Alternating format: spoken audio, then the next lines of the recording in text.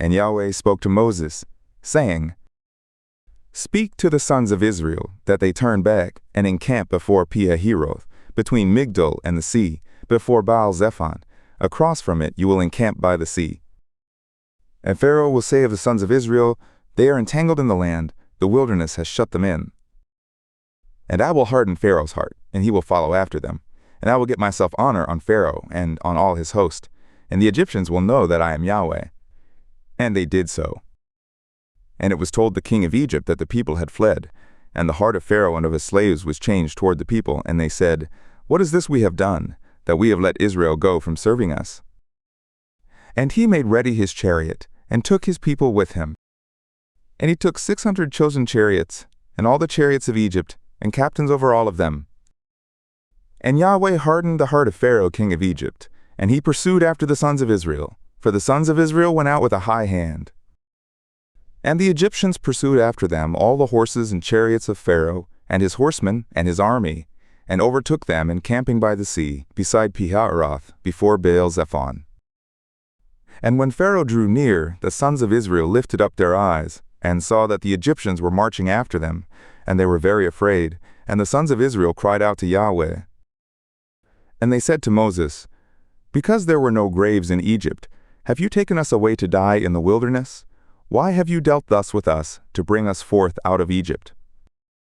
Isn't this the word that we spoke to you in Egypt, saying, Leave us alone, that we may serve the Egyptians? For it were better for us to serve the Egyptians, than we should die in the wilderness. And Moses said to the people, Don't be afraid. Stand still and see the salvation of Yahweh, which he will work for you today.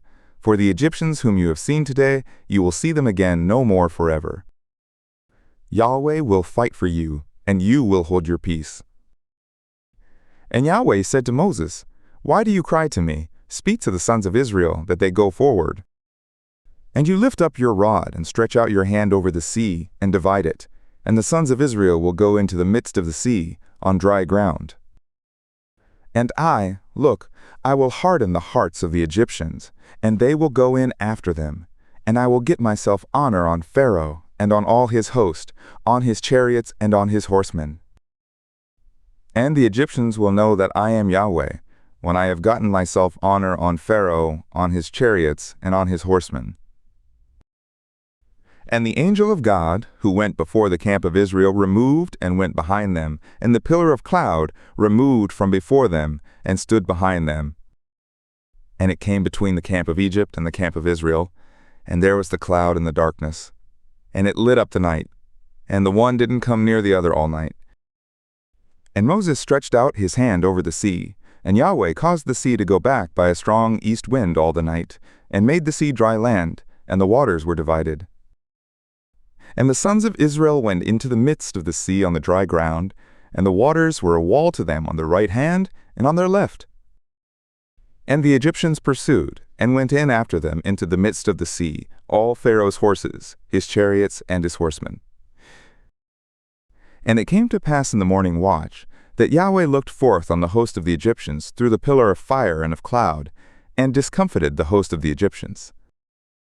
And he locked their chariot wheels, and they were hard to drive. So the Egyptians said, Let us flee from the face of Israel, for Yahweh fights for them against the Egyptians. And Yahweh said to Moses, Stretch out your hand over the sea, that the waters may come again on the Egyptians, on their chariots and on their horsemen. And Moses stretched forth his hand over the sea, and the sea returned to its strength when the morning appeared, and the Egyptians fled against it, and Yahweh overthrew the Egyptians in the midst of the sea. And the waters returned, and covered the chariots and the horsemen of the whole host of Pharaoh that went in after them into the sea, not so much as one of them remained. But the sons of Israel walked on dry land in the midst of the sea, and the waters were a wall to them on their right hand and on their left. Thus Yahweh saved Israel that day out of the hand of the Egyptians, and Israel saw the Egyptians dead on the seashore. And Israel saw the great work which Yahweh did on the Egyptians, and the people feared Yahweh, and they believed in Yahweh and in his slave Moses.